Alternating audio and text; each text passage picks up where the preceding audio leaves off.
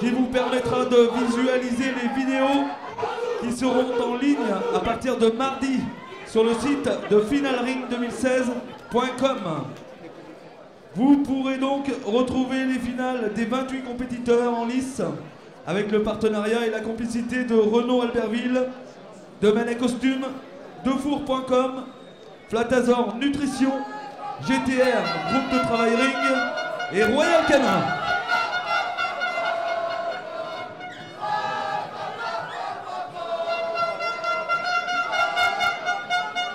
Un, deux. Entrée Est-ce que c'est bon là? 1, 2, 1, 2, 1, 2. du concurrent numéro 25. 1, 2. 1, 2. Il nous vient de la région Maine, Anjou. Et plus précisément du club de l'Amazone. Conduit par Monsieur Brière Stéphane. Mesdames, messieurs, veuillez accueillir comme il se doit Fetzaro du Banc des Armelles.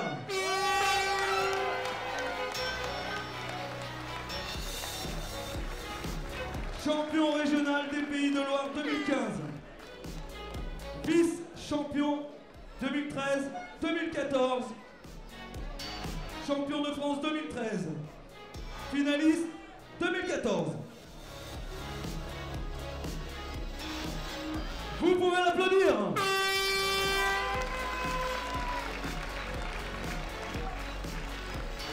Le message de remerciement.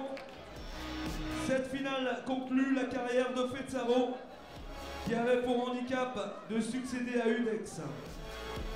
Pour l'ensemble de sa carrière, je remercie ma femme et mon fils Quentin, les hommes d'attaque Anthony Calves, Jérôme Rocher, Jimmy Calves et Philippe Soinard. Merci à tous les membres actifs du club de Laval pour leur soutien cette année. Les hommes d'attaque Thierry Geffro, Sébastien Faucheux, qui ont contribué à cette qualification.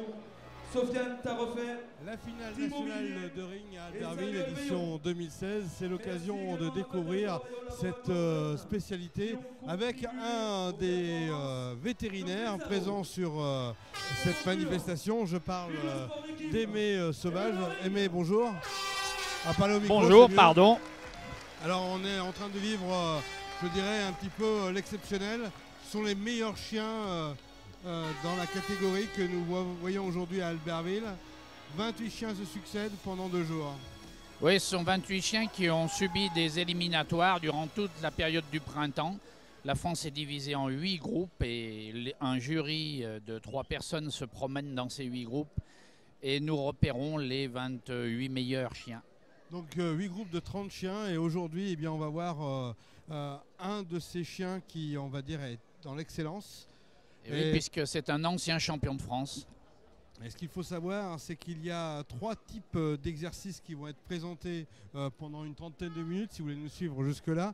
Les 3 sauts, les obéissances et puis les gardes fermes. Voilà, donc nous allons voir le chien évoluer tout d'abord sur le saut de la haie. Ce qui est le cas actuellement. Ce qui est le cas, le chien vient de franchir une haie à 1,20 m de haut, sans s'appuyer, faire le retour sur ordre de son maître et revenir au pied. Voilà, un exercice parfaitement effectué, ce qui lui vaut 20 points sur 20. On a 20 points pour la haie. Donc il faut savoir qu'à chaque erreur, à chaque faute, bien sûr, on perd des points. Chaque faute, il y a des tables de pénalité pour chaque exercice. C'est assez complexe. On va dire que sur l'ensemble du parcours, il y a une 60aine de pages qui nous rappellent ces pénalités. Le juge doit donc toutes les appréhender et son rôle, un peu comme en patinage artistique, regarder les fautes.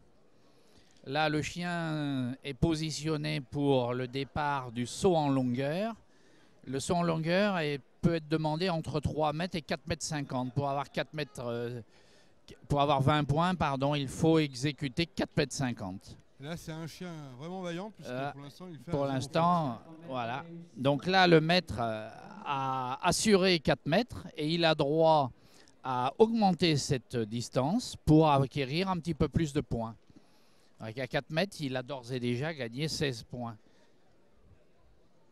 Cette fois-ci, il demande 4,25, sachant qu'il a en tout et pour tout 3 essais. Alors Aimé, vous connaissez bien ce type de finale puisque vous avez été compétiteur, conducteur de chiens, juge de certaines manifestations. Qu'est-ce qu'on demande le plus en termes de qualité aux chiens aujourd'hui?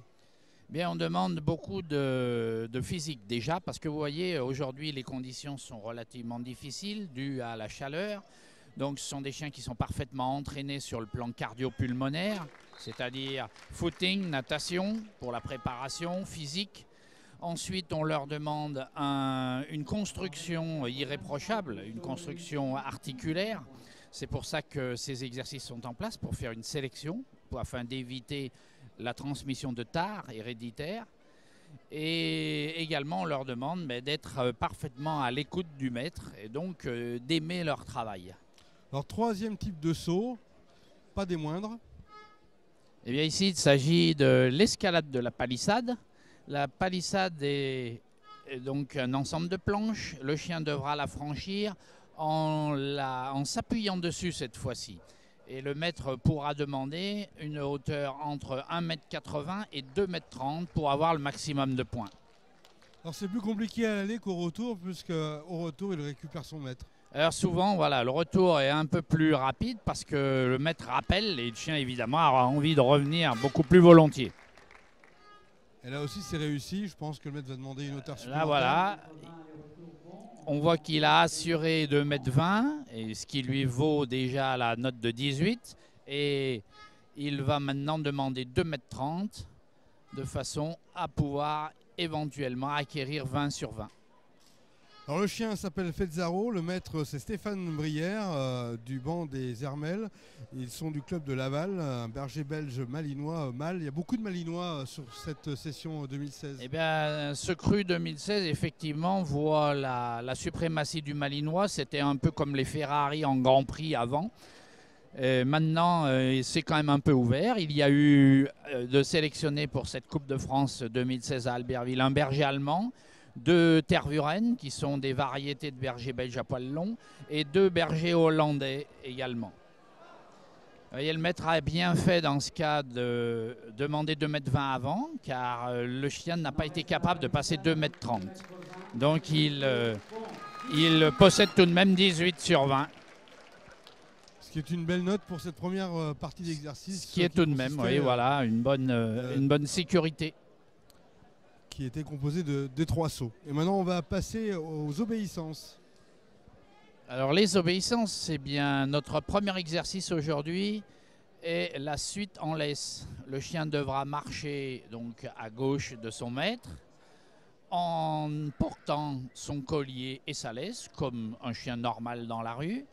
Il devra suivre à la hauteur du genou, sans devancer, sans traîner, sans s'écarter, et en s'arrêtant à chaque arrêt du maître. Je vous rappelle que vous regardez un des compétiteurs du championnat de France de ring, Grand Prix SCC en ring. Vous pouvez regarder toutes les vidéos de tous les compétiteurs sur finalring2016.com avec la complicité de Defour.com qui réalise ces images. Donc beaucoup de concentration et puis surtout un maître qui doit donner une éducation optimale à son chien. C'est quasiment 3 ans d'investissement, je crois. Voilà, les plus jeunes ici ont 3 ans. L'âge s'échelonne entre 3 ans et 8 ans, on va dire. Après 8 ans, c'est difficile car, comme tout organisme, il y a le vieillissement et les performances diminuent. On multiplie toujours l'âge par 7 pour comparer celle d'un chien. Alors c'est ce qu'on admet classiquement, mais la multiplication par 7 est valable que entre 2 ans et 10 ans. Au début, le chien a une croissance beaucoup plus rapide que l'être humain. Regardez par exemple, si on veut comparer, le changement de dents chez le chien est à 4 mois et le changement de la première incisive en moyenne chez l'être humain est à 6 ans. Donc il y a une croissance et une maturité qui est acquise chez le chien beaucoup plus rapidement. Par contre, après, le vieillissement est aussi plus rapide. Par contre, au milieu de la vie, on peut effectivement multiplier par 7 selon les races, l'âge pour donner l'équivalent en humaine. Alors pour optimiser le chien, il faut 3 ans d'entraînement. Quelle est la régularité de ces entraînements? Quelles sont la régularité de ces entraînements? Eh bien, ces entraînements se décomposent de la façon suivante. Tout d'abord, il y a les entraînements techniques qui consistent à faire réaliser et à créer les réflexes nécessaires à effectuer les exercices sur le parcours. Et il y a également la préparation physique générale, c'est la préparation cardio-pulmonaire par les footings ou le vélo ou la natation, et la préparation spécifique qui consiste à muscler les groupes musculaires qui seront particulièrement sollicités lors de ces épreuves. Donc lancement de position. Ici, c'est l'exercice de l'envoi en avant que nous allons voir. Le chien devra, sur ordre de son maître, franchir une ligne à 30 mètres devant lui, en ligne droite, et revenir au pied lorsque le maître rappellera. Voilà, qui est parfaitement exécuté. En avant, parfait, 12 points.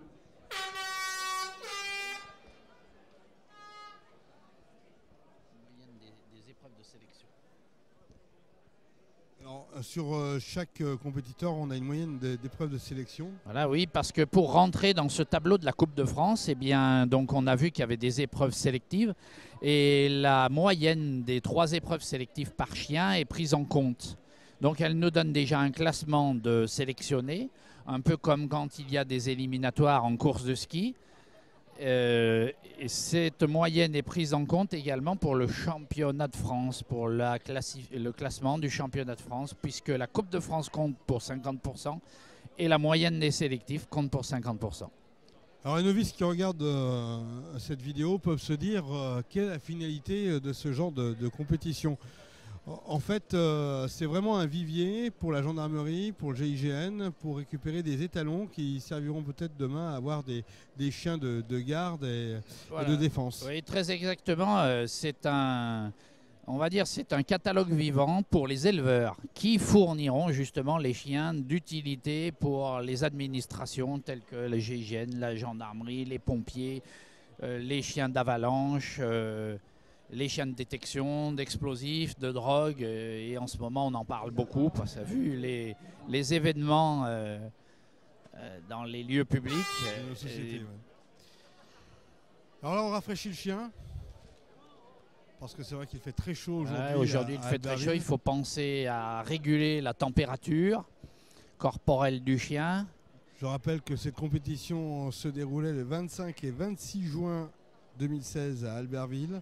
La finale des sommets au stade olympique Parc-Henri Dujol, le championnat de France de ring, Grand Prix SCC en ring, avec la centrale Cadine, Rhône-Alpes, avec aussi la ville d'Albertville, Royal Canin, la Chorale, Renault Albertville et les équipes de Defour.com qui filment cet événement. Quel est le prochain exercice? L'exercice que nous voyons sous nos yeux, c'est l'exercice des positions à distance. Ici, le chien est laissé dans la position debout. Le maître se rend 18 mètres plus loin et va dicter des positions à son chien. Il peut le faire soit à la voix, soit au geste. Là, il commande le couché, le assis, le debout, le couché et le assis. Voilà, vous voyez que le chien exécute parfaitement ses positions. Il perd d'autant plus de points qu'il, évidemment, rate une position ou qu'il avance. Ici, il n'a pas avancé du moindre centimètre. L'exercice est parfaitement réussi. C'est une activité au quart de tour. Il y a des mots-clés? C'est beaucoup de travail, beaucoup de répétition et surtout de motivation. C'est-à-dire que pour obtenir quelque chose comme ceci d'un chien, il faut récompenser. Il faut demander et dès que le chien a exécuté, récompenser. C'est le principe de toute éducation de toute façon animale. On est à mi-chemin entre l'autorité et l'affection. Voilà, il faut fermeté et motivation.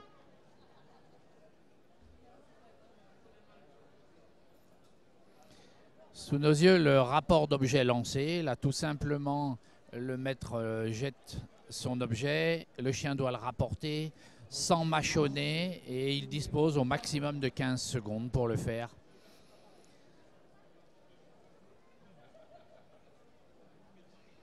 L'exercice suivant est l'absence du maître. Cette fois-ci, pour cette compétition, l'absence va être assise. Donc le maître va laisser en position assise son chien et aller se cacher derrière un paravent qui se trouve sur le terrain. Cet exercice dure 1 minute. Ça symbolise un petit peu de pouvoir laisser son chien sur le trottoir, d'aller chercher son journal et de revenir, de retrouver son chien au même endroit pour la vie courante. Le chien n'a pas l'air très inquiet là. Non, ils connaissent parfaitement l'exercice et ils savent très bien que dans 1 minute, le maître va revenir. Ils ont presque même une horloge dans la tête.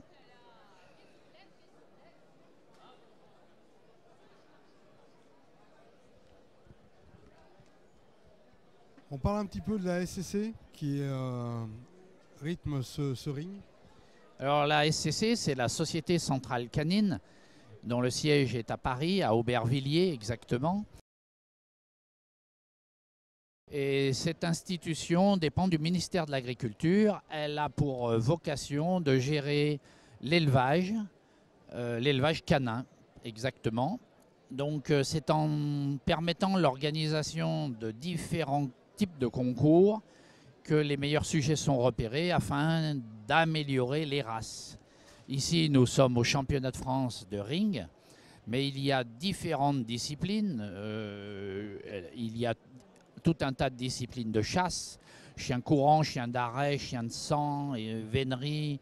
Il y a les courses de lévrier qui sont destinées à sélectionner les meilleurs, les plus rapides sujets. Il y a des compétitions également de morphologie, où là, les chiens les plus proches de leur standard sont repérés. C'est ce que l'on appelle nos expositions.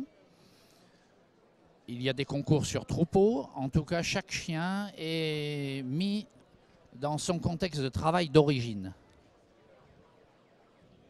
Le chien se met en place pour un nouvel exercice. Nouvel exercice, ce sera le rapport d'objet au vu. Cette fois-ci, le maître va laisser tomber de sa poche un objet que le chien verra. Un petit peu, cet exercice symbolise la perte d'un portefeuille de la poche de son pantalon. Le chien spontanément le prendra, le ramènera au maître. Il faut rappeler que cette finale est organisée par le club local d'Albertville. Le club local d'Albertville qui est hyper dynamique, qui a déjà organisé ce type d'événement en 2012 et qui dispose, j'allais dire, d'une équipe de pointe et de choc. On salue son président Yves Billat, président de l'association canine albertvilloise.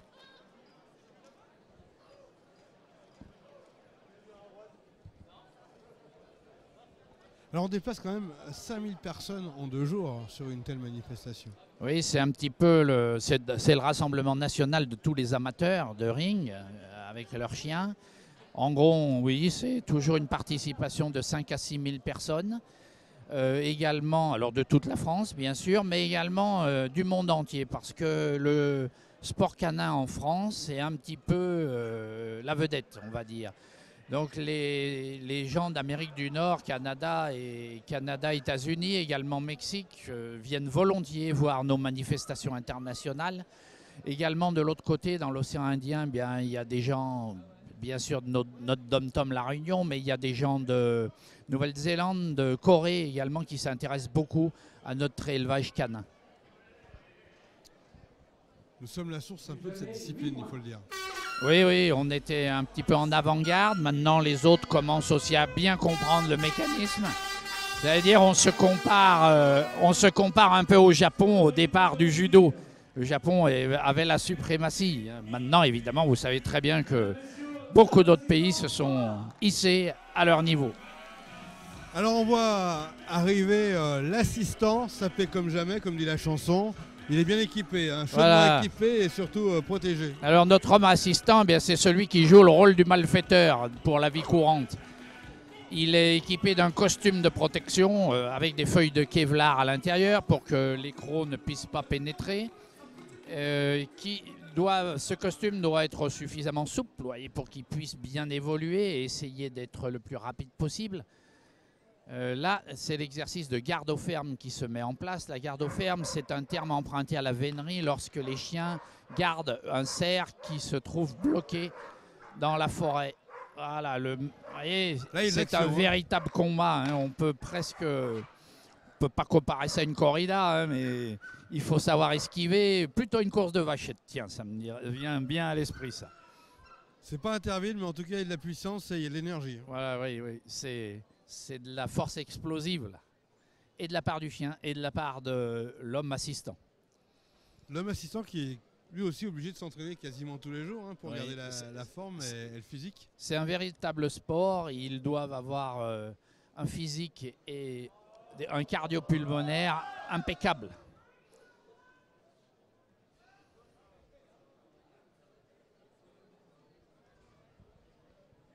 Alors comment le chien gère la situation? Il sait qu'il y a des parties sensibles chez l'homme? Alors c'est un petit peu comme un sport, j'allais dire un sport de combat. Effectivement, le chien doit analyser l'homme d'attaque, l'homme assistant, et voir où il pourra être pris le plus facilement. On travaille des techniques, par exemple la jambe d'appui. On peut le comparer à un art martial. Alors que ce soit pour le chien ou que ce soit pour l'homme assistant, en fait, le combat n'est jamais... L'homme assistant s'adapte à chaque chien. Il y a des chiens qui arrivent tout doucement puis qui accélèrent au dernier moment, d'autres qui courent très vite tout le long. Et il faut que l'homme assistant ait l'œil pour repérer un petit peu quel type de chien lui arrive dessus. La garde ferme s'est plutôt bien passée. La garde ferme s'est bien passée. On va passer à la garde d'objet. Et bien maintenant, c'est la garde d'objet. Le chien devra donc garder un panier ici, un panier assez gros, et empêcher le malfaiteur, l'homme assistant, de s'en emparer. Alors on va rentrer dans un cercle, puisqu'il y a des dimensions, 1,50 m, 2 mètres, 3 mètres et 5 mètres. Oui, ce cercle est symbolique, c'est un petit peu pour aider les juges à avoir des repères sur le terrain, parce que les notes sont attribuées en fonction de la sortie du chien. Le chien ne doit pas aller mordre loin. Il doit être sage, laisser approcher l'homme assistant, mais ne pas laisser prendre le panier. Vous voyez un petit peu la subtilité. Et il perdra d'autant plus de points qu'il va mordre loin, ou bien d'autant plus de points qu'il se laissera entraîner. Et évidemment, tous les points s'il se laisse prendre le panier. L'homme assistant approche, tout doucement mais sûrement. Voilà, le temps d'examiner un petit peu la réaction du chien. Plutôt vaillant et joyeux. Oui, en général, vous savez, là, ils sont dans leur exercice et ils connaissent les process. Ils connaissent bien, oui, voilà. Vous voyez, il n'est pas question de détourner l'attention pour l'homme assistant.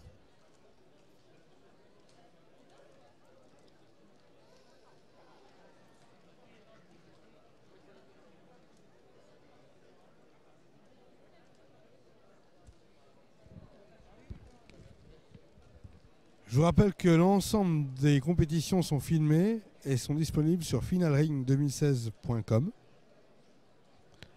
Les 28 chiens qui se sont succédés durant cette finale qui se déroule à Albertville en ce 25 et 26 juin 2016 au Stade Olympique.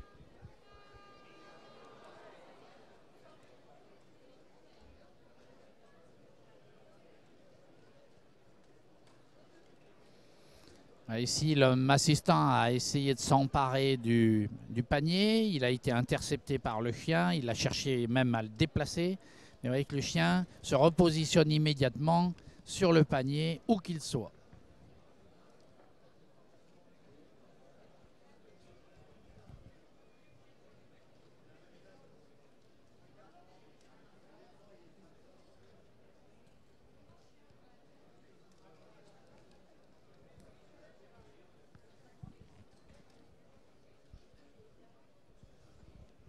On est vraiment sur le haut niveau de tous ces chiens de garde qui puissent exister aujourd'hui sur l'Hexagone.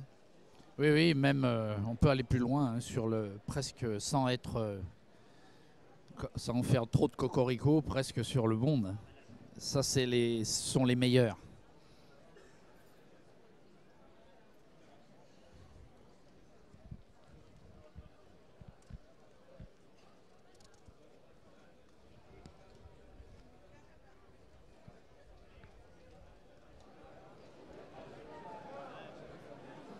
Ah, ça, c'est vraiment un très très bel exercice réalisé par Fezzaro.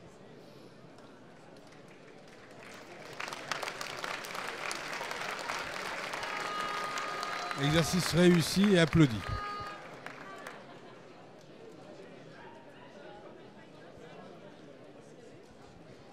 Alors, à chaque finale, les exercices se ressemblent, mais ils ne sont jamais présentés dans le même ordre. Voilà, exactement. À chaque concours, même tous les concours de tous les week-ends, les exercices sont les mêmes, mais ils sont tirés au sort pour leur ordre. Ce qui fait qu'on ne peut pas trop conditionner les chiens dans l'enchaînement. L'objet, premier passage, le chien s'écarte à 1,50 m et laisse déplacer l'objet sur 3 mètres. Deuxième passage, le chien s'écarte à 1 mètre. Le public n'a pas l'air d'être d'accord avec le... Oui, effectivement, vous savez, le public, ce sont tous des gens qui ont l'œil, qui font travailler des chiens toute l'année et ils ont souvent des jugements. Mais de loin, c'est difficile d'apprécier et on ne peut pas contredire l'équipe de juges qui est sur place, très près, et qui est la seule habilité à apprécier le travail du chien. On va passer à l'attaque de fuyant maintenant. Exercice suivant, voilà. L'attaque fuyante, eh bien, notre homme assistant va lui chercher à s'enfuir, armé d'un bâton non traumatisant, puisqu'il s'agit d'un bambou fendu de façon à ne pas faire mal. Et le chien devra l'intercepter pendant sa course. Il ne lâche rien, c'est qu'à le dire. Voilà. Il n'est pas question de changer de prise.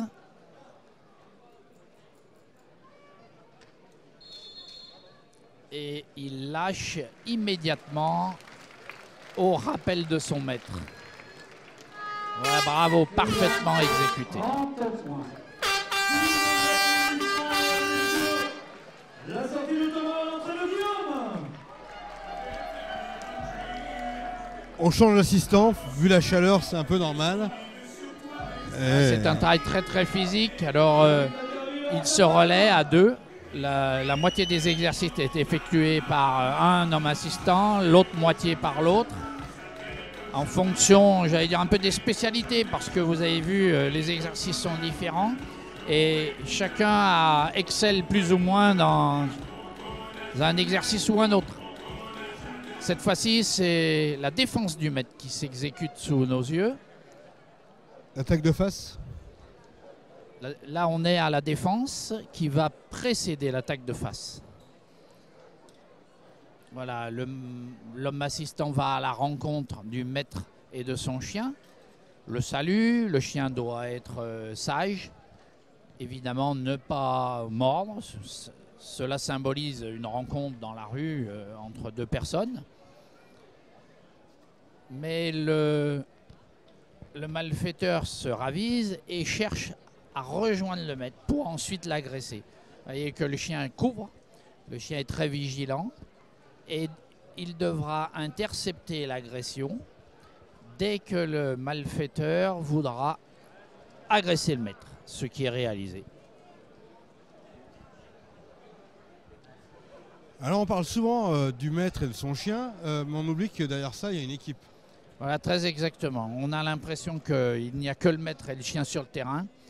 Mais la préparation durant toute l'année s'effectue en équipe parce qu'il faut avoir des yeux étrangers qui nous critiquent afin de pouvoir progresser. Il faut avoir des hommes assistants d'entraînement. Et il faut avoir toute une équipe, un staff qui nous aide à disposer des terrains, à faire des changements de terrain, à habituer les chiens à toutes les situations. Le chien se rafraîchit un peu, normal, avant de poursuivre donc avec l'attaque de face. Durant nos épreuves, le maître a tout à fait le droit de rafraîchir son chien aussi souvent qu'il le veut, lorsque le temps est un petit peu trop chaud. Ce ring est plus basé sur les points que sur le timing, on est d'accord? Oui, il n'y a pas de chrono. Hein. Quand vous voyez les juges avec un chronomètre, c'est parce que les exercices doivent être effectués dans un certain laps de temps. Par exemple, rapport d'objet en 15 secondes. Le temps de mordant pendant une attaque, c'est 15 secondes. Mais il n'y a pas de, ça n'est pas une course, il n'y a pas de chronomètre déclenché à l'entrée du terrain et à la sortie. Là, nous avons l'attaque de face. Cette fois-ci, l'homme assistant est armé d'un bâton, comme pour la fuyante, mais il va faire face au chien et éviter de se faire attraper. Il devra faire des menaces et le chien lui-même ne devra pas avoir peur des menaces au bâton. Il faut éviter la morsure pour l'homme assistant. Et voilà, c'est un petit peu comme pour une course de vachette, il faut éviter de se faire attraper par les cornes. Vous voyez, très joli. On a quelqu'un d'extrêmement expérimenté dans le costume de mordant. Et vous voyez que c'est un geste très vif de dernière minute qui, en fin de compte, fait l'esquive.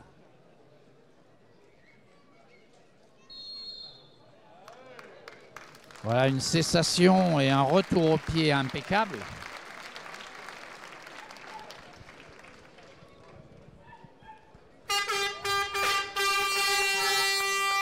Attaque de face, esquive, moins 1, 29. L'exercice suivant sera la recherche et ensuite l'accompagnement. Cette fois-ci, le maître et son chien sortent du terrain pendant que l'homme assistant va aller se cacher derrière un des paravents qui se trouve sur le terrain. Le travail pour le chien consistera à le découvrir, à signaler sa présence par un aboiement et ensuite à l'intercepter s'il cherche à fuir. Quels sont les moyens pour le maître de conditionner son chien? Il y a des mots-clés, des petites tapes? Voilà, exactement. Comme tout dressage, entre guillemets, c'est un ensemble de création de réflexes conditionnés. Donc on associe un mot à un mouvement ou bien un geste à un mouvement. Le chien revient avec son maître et il va devoir repérer l'homme assistant qui est caché.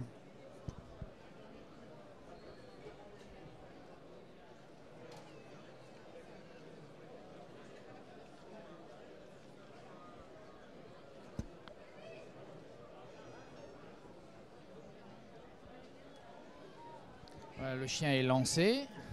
Il n'a pas trop de doute. Hein. Il contourne bien le stade. Et la surprise, il ne l'a pas vu. Et souvent, ils sont un petit peu conditionnés en suivant les barrières externes. Ce qui fait qu'ici, comme la cachette de l'homme assistant est un peu dans le terrain, c'est plus difficile. Mais en principe, au deuxième tour, qui attire le chien. Hein. En principe, au deuxième passage, le chien va moins vite. Il peut s'en prendre au caméraman, ça peut être souvent, pas mal. Et prend plus facilement au nez. Et là, on a l'impression qu'il s'obstine. Ouais, il y a certainement des émanations dans cette partie du terrain qui le met en doute. Le voilà qui se rapproche.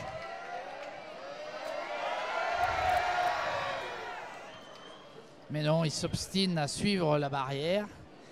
Par contre, là, il a pris le vent. Vous voyez qu'on a ici... Là, il ne le repère pas du tout. Hein. Oui, mais là, il va passer sous le vent. Voilà, il a pris le vent. Il sent bien l'odeur de l'homme d'attaque. Et oui, et voilà, on a trouvé. Un vrai triomphe. Ouais. Vous voyez la perspicacité de ce chien.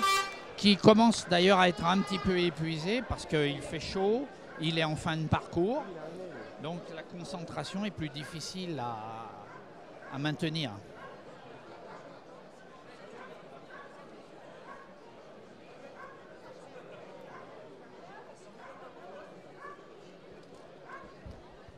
Il manque pas de s'exprimer, hein, a priori.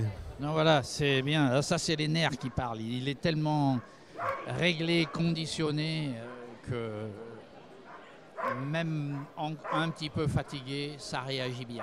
Vous allez voir à quelle vitesse il va vouloir intercepter l'homme assistant et dès qu'il l'a voulu sortir. Maintenant, la deuxième partie de l'exercice, c'est l'escorte, l'accompagnement de l'homme assistant qui va marcher comme si c'était un peu un prisonnier. Le chien devra le surveiller et le maîtriser chaque fois qu'il voudra fuir.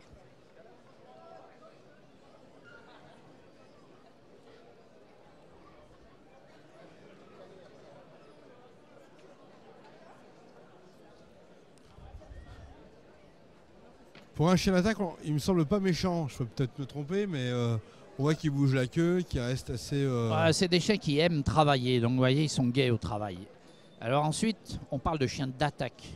En réalité, ce sont des chiens d'intervention. Il ne faut pas voir de méchanceté dans leur pratique sportive. On compare ça un petit peu à un art martial. Un champion de judo n'est pas forcément quelqu'un de méchant, c'est quelqu'un justement de stable, d'équilibré, qui sait se défendre selon les règles de son sport, qui excelle, mais qui ne pètera jamais un câble. C'est l'école de la maîtrise.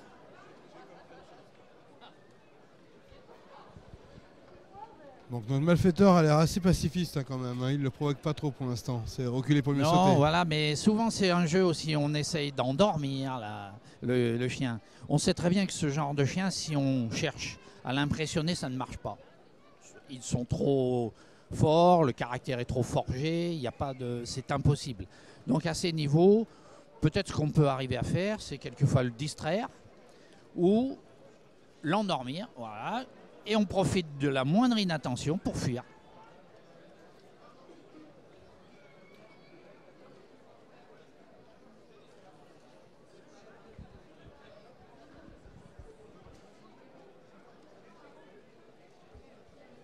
Alors on voit que tous ces chiens qui passent les uns après les autres sur ces 2 jours de finale sont vraiment bien galbés. Ce sont des chiens qui sont bien sûr très sportifs, mais bien nourris aussi, je suppose. Oui, ça fait partie, bien sûr, de l'ensemble de la préparation. On a parlé de l'entraînement physique, technique, mais aussi il y a un suivi médical au sens large. C'est-à-dire ce sont des chiens qui sont suivis souvent régulièrement chez des véto-ostéopathes.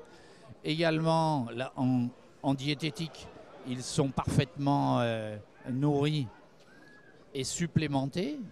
C'est adapté à leur pratique sportive. Un peu comme nous, quand on va faire du vélo, on met nos suppléments pour l'hydratation et l'énergie dans notre bidon ou dans la sacoche, on met nos petits barres. Eh bien, on a la même chose chez le chien.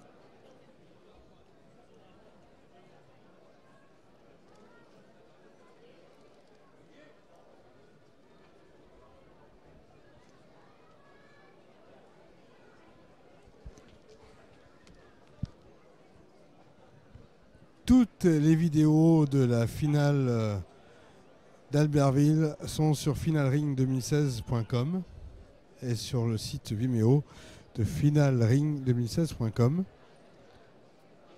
Les 28 compétiteurs qui se sont succédés durant ces 2 jours sont présents sur notre page vidéo et vous pourrez voir donc tous les exercices en détail en multicaméra.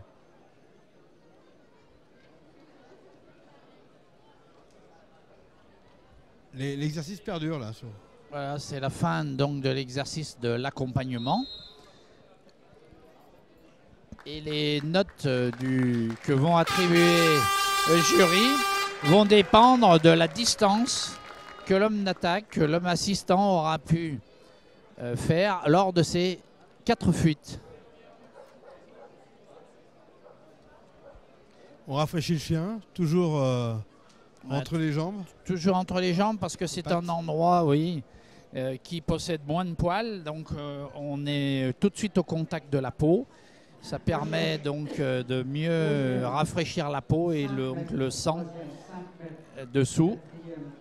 Alors qu'il est difficile de rafraîchir un chien sur le dessus car la fourrure est, on peut dire, très imperméable. Un chien ne transpire jamais. Un chien ne transpire pas, à la différence de l'être humain ou du cheval par exemple. Donc il dispose d'un mauvais moyen de régulation thermique qui n'est que la ventilation pulmonaire. On va poursuivre et terminer cette session avec la fausse attaque. La fausse attaque, c'est une attaque de face, mais le maître devra se raviser et arrêter son chien le plus près possible de l'homme assistant, qui lui va tout faire pour attirer le chien.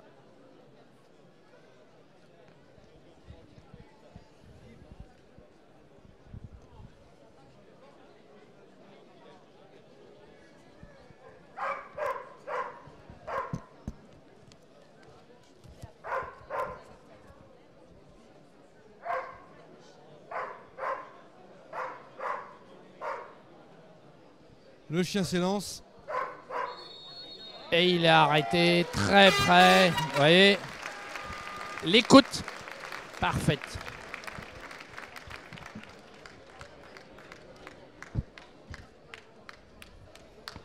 Voilà, cet exercice est terminé. C'est le dernier exercice du parcours pour cette Coupe de France d'Albertville. Pour Stéphane Brière et son chien Fetzaro du banc des Hermels. Un chien qui nous vient tout droit du club de Laval. Voilà comment ça se passe tout au long de ces 2 jours de finale. Vous pouvez revivre tout cela en images sur finalring2016.com. Merci Aimé Sauvage. Je rappelle que vous êtes vétérinaire, compétiteur, que vous avez bien sûr eu l'occasion de vivre de nombreuses manifestations comme celle-ci. Et on peut dire qu'Albertville a spécialement bien organisé cet événement 2016. On veut dire qu'on a à disposition vraiment toutes les installations nécessaires à cette pratique. C'est vraiment parfait. C'est un site grandiose. Non seulement il y a les montagnes autour, il y a le stade olympique. Eh bien, c'est un contexte merveilleux pour les compétiteurs. Et on peut le voir, il y a plus de 5000 personnes qui sont présentes. On va essayer de rejoindre Stéphane Brière, qui vient de terminer son parcours, puisqu'il est là avec son chien. Je ne sais pas si les caméras peuvent nous suivre, pour avoir sa réaction. Vidéo enregistrée et filmée par l'équipe de Four TV. Stéphane, un petit commentaire comme ça à chaud sur ce que vous venez de vivre. Bah, c'était chaud en température, chaud en pointage également. Et donc un joli parcours de mon chien. Je suis content de sa prestation pour sa dernière. Il m'a fait plaisir pendant 4 ans. 4 ans de compétition, 6 ans et demi de complicité, de dressage, d'entraînement. Et content que ça se termine de cette manière-là, c'est ce que je souhaitais, quoi. Quand on le voit là, il est bien essoufflé et il a vraiment tout donné. Oui, il a tout donné, bah, c'est un peu son tempérament. Et c'est vrai qu'il était bien préparé. Et là, je remercie encore une fois les laboratoires Lohen parce que pour pouvoir tenir le programme avec cette chaleur-là, il faut que le chien soit prêt, quoi. Quand on dit que c'est pas qu'une histoire de maître et son chien, on voit toute une team autour de vous. Ils ont tous participé activement à la réussite de cette session. Oui, comme je l'ai dit tout à l'heure en entrant, c'est vraiment un sport d'équipe. Représenté par une seule personne sur le terrain avec un chien, mais derrière il y a beaucoup de monde, quoi. Merci, voilà comment ça se passe, une grande finale de ring.